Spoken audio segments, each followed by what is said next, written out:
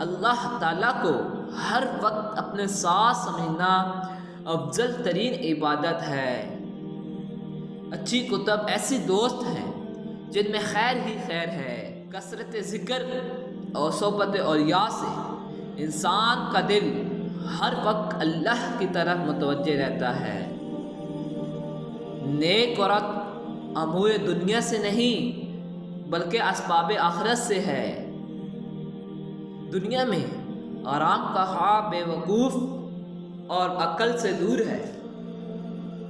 اگر محبت دنیا کے سوا ہمارا اور کوئی گناہ بھی نہ ہو تب بھی ہم مستحق دوزخ ہیں۔ روح کے امراض دور کرنے کے لیے شیخ کامل کی ضرورت ایک فطری چیز ہے۔ ادب کی حقیقت راحت رسانی ہے۔ والد کی تعظیم زیادہ کرو اور والدہ کی خدمت زیادہ کرو۔ اللہ کے بعد سب سے زیادہ حق والدین کا ہے۔ جس شخص کو دعا کی توفیق ہو گئی اس کے لیے قبولیت کے دروازے کھل گئے۔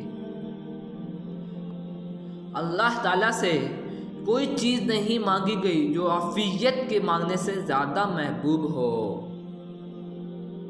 والدین کی دینداری اولاد کے نیک ہونے میں بڑی مؤثر ہے۔ عرب سے بغض رکھنا نفاق ہے۔ والدین کی خدمت کرنا جہاد کے قائم مقام ہے۔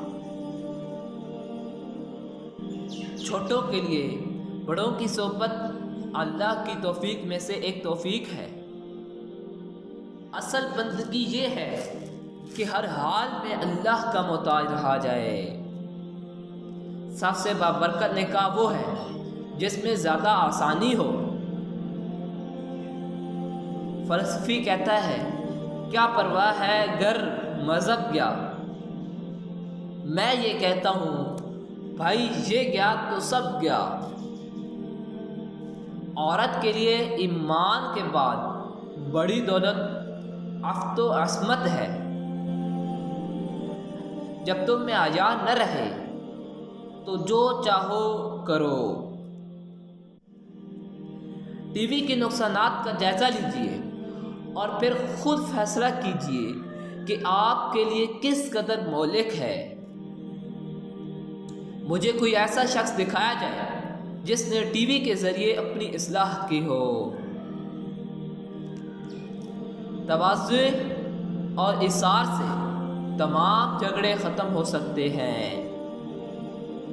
عورت کے بہترین خوبی یہ ہے کہ وہ غیر مرد کو نہ دیکھے اور غیر مرد اسے نہ دیکھے۔